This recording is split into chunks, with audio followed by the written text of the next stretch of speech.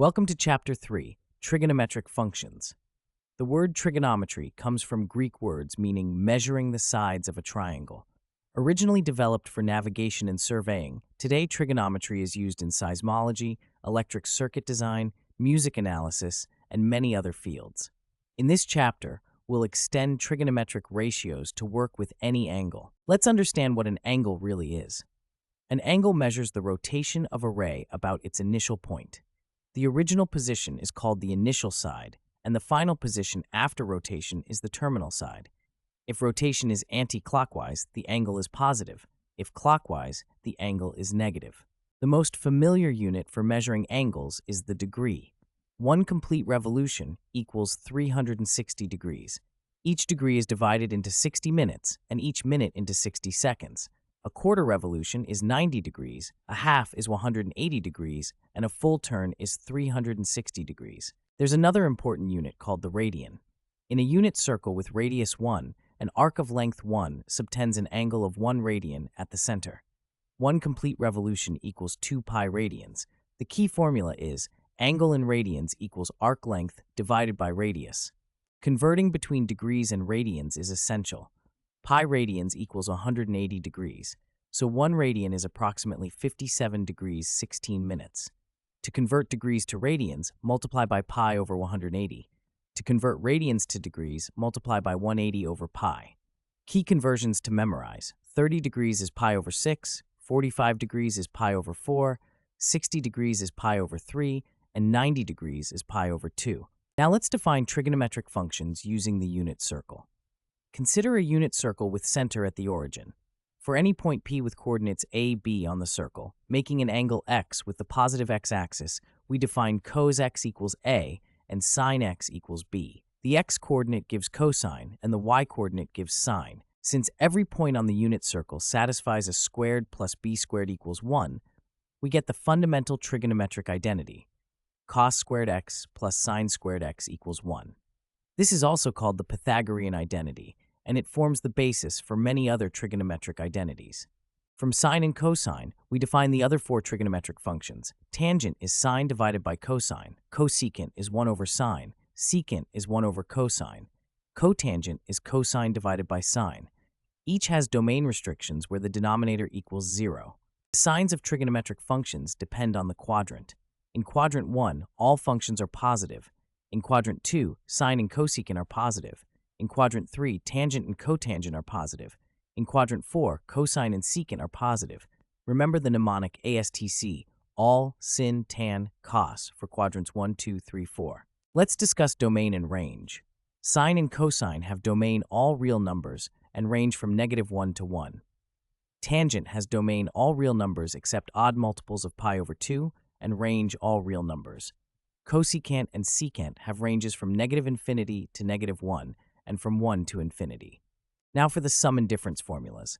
Cosine of x plus y equals cos x cos y minus sin x sin y. Cosine of x minus y equals cos x cos y plus sin x sin y. Sin of x plus y equals sin x cos y plus cos x sin y. Sin of x minus y equals sin x cos y minus cos x sin y. These are fundamental identities you'll use constantly. The tangent sum and difference formulas are tan of x plus y equals tan x plus tan y, all divided by 1 minus tan x times tan y. Tan of x minus y equals tan x minus tan y divided by 1 plus tan x times tan y. Similar formulas exist for cotangent using the same pattern. Double angle formulas are very useful. Sine of 2x equals 2 sin x cos x. Cosine of 2x can be written 3 ways, cos squared x minus sine squared x, or 2 cos squared x minus 1, or 1 minus 2 sine squared x. Tangent of 2x equals 2 tan x divided by 1 minus tan squared x. Complementary angles add to 90 degrees or pi over 2 radians. The key formulas are sine of pi over 2 minus x equals cos x, and cosine of pi over 2 minus x equals sin x. Similarly, tangent of pi over 2 minus x equals cot x. These show how complementary angles swap sine and cosine. Supplementary angles add to 180 degrees or pi radians. Sine of pi minus x equals sin x, but cosine of pi minus x equals negative cos x. Tangent of pi minus x equals negative tan x. For pi plus x, both sine and cosine become negative. Sine of pi plus x equals negative sin x.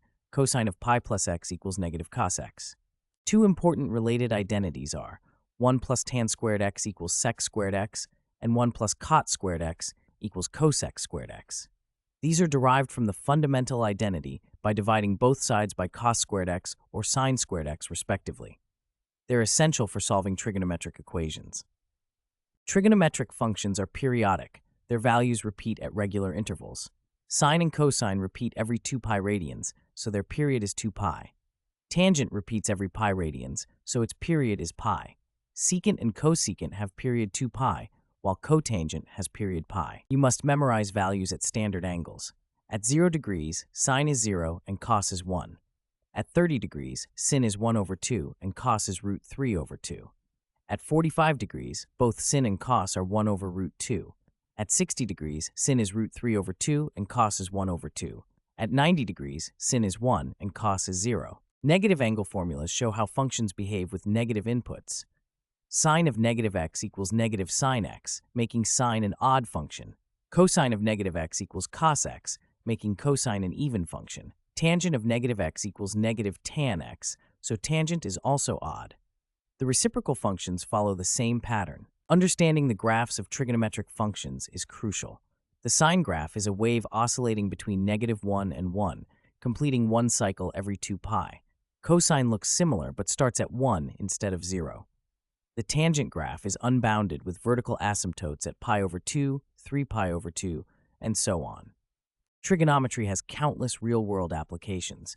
Navigation uses it to find positions and directions. Surveying relies on it to measure distances and heights.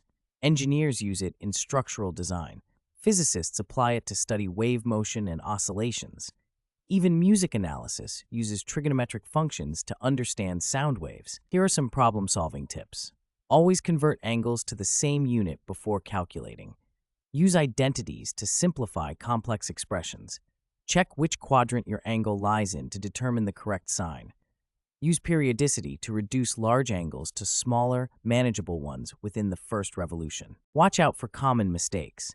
Don't confuse sin squared x with sin of x squared. They're completely different. Be careful with signs when applying quadrant rules. Remember that tan, sec, cosec, and cot have domain restrictions where they're undefined. Double-check your application of sum and difference formulas. Let's summarize the key formulas. The fundamental identity is cos squared x plus sine squared x equals 1. The sum formulas are sine of x plus y equals sine x cos y plus cos x sine y, and cos of x plus y equals cos x cos y minus sine x sine y. The double angle formulas are sine 2x equals 2 sine x cos x, and cos 2x equals cos squared x minus sine squared x. In this chapter, we learned that angles can be measured in degrees or radians. We defined 6 trigonometric functions using the unit circle. The fundamental identity, cos squared x plus sine squared x equals 1, leads to many other identities. We studied sum, difference, and double angle formulas. We also learned about periodicity and sign rules based on quadrants. Thank you for joining Chapter 3 on trigonometric functions.